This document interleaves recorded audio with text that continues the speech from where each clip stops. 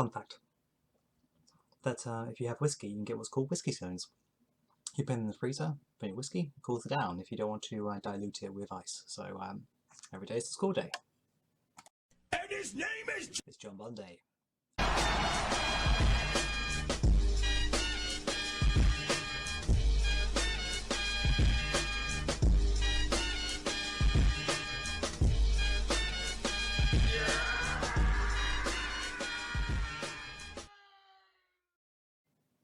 Hello Internet, it is John Monday, and this is a video response to Ollie over at 8BitBoyUK, and also that his is a VR response to Sega Lord X, so VR Inception, for reception. Yes, and it's about the 10 games to have on a Master System Mini. And I haven't played a huge amount of the library, and hopefully I will now flash up some images of the games that I actually played as a kid as my sister got them out of her cupboard.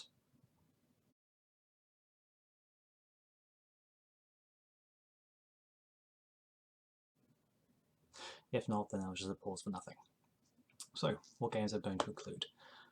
Okay, so firstly, I'm only including one game from a series, including games that I've actually played, and also the first entry in the series. So there might be a game where I may go, well, I quite like the sequel, but no, I'll stick with the first. So, and absolutely surprising no one, the first game is Sonic the Hedgehog. So we just had this as part of the Master System Challenge, and I've made no secret of my love for this game.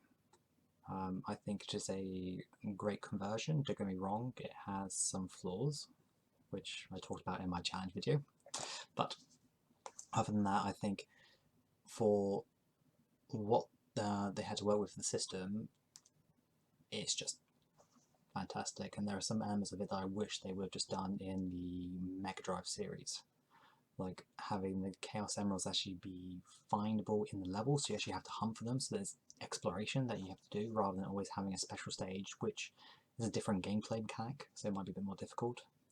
And also having like the overworld map, so that you actually see your progress going through as you go. So anyway, so Sonic the Hedgehog.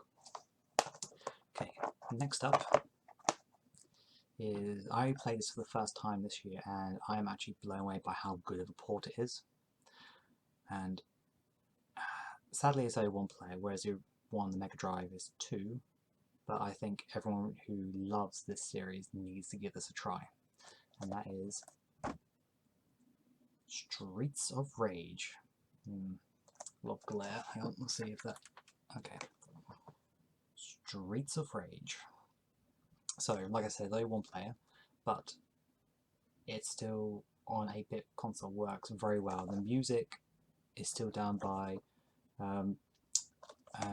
Yuzo Koshiro, and so you can still hear like what the original is and how it's been converted for the audio of the Master System.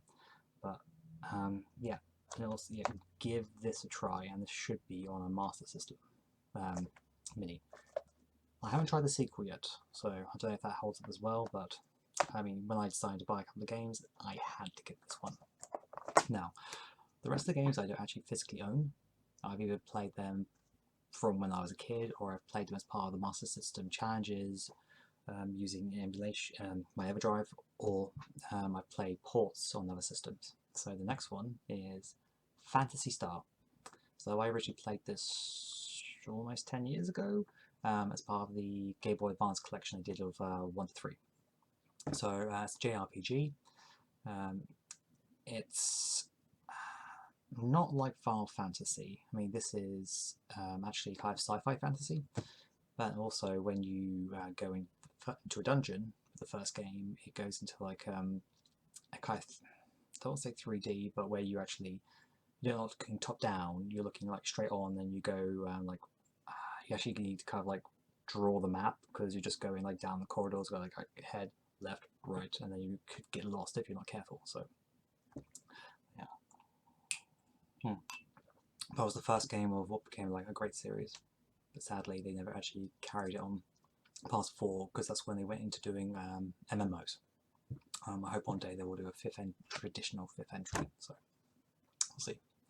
Okay, next is a Master of Darkness. So I haven't played that one since I was a kid. I remember enjoying it, and I know it's still highly recommended. It is the Master System version of Castlevania, but I still have memories of playing it. Didn't get very far because of not being that great as a child, but I still think it should be included for that reason. Okay, then the next up is a game that I tried this year as part of the Master System Challenges, and that is Scramble Spirits. So that is a shmup going from bottom to the top of the screen, and I don't tend to play a lot of those, but this one actually I had a lot of fun with. I didn't even know this game existed, so if you're into your shmups, if you never tried it, it's not like sci-fi, it's like traditional kind of like warplanes kind of style game. So, and I'm doing a terrible job explaining it, but look up Scramble Spirits. Now, next game would surprise no one. Alex Kidd in Miracle World. We've recently had this as part of the Master System Challenge, and if I dug it out, I can get the Mega Drive version. But yeah, I mean, to be honest, I may enjoy Alex Kidd in Shinobi World more, but as I said, I wanted to include the first entry of the series, and that is one that is definitely more iconic for the Master System. Alex Kidd, which for a lot of people was their first foray into the Master System, because it's normally the pack-in if you've got the Model 2. So give that a try. Right, okay, and next I'm actually going to have to look at my list, because as I don't have the boxes in front of me, I don't want to forget what I did. Pure professionalism right here. Right, okay, again, one that we had as part of the Masters Challenge, and that is Asterix. And again, one where I actually prefer the sequel, Asterix and the Secret Mission. But again, wanting to keep the first game in the series, we'll go for that as another platformer based on the French comics. And even though I don't enjoy much the sequel, I think it's still a good platformer and it's got fantastic visuals. Definitely worth playing. And not surprisingly, another Master System Challenge, Wonder Boy. Well known on the system. It can be quite frustrating at times, but I think it's one of those games that it needs to be part of the system because it's such a big part of the history of that console, so it has to be on there. Again, it's funny enough, I found out it's one that we actually owned as a cartridge as a kid, and I have no memory of playing it, so maybe we bought it after I moved on to the Mega Drive. But okay, let's see. So, and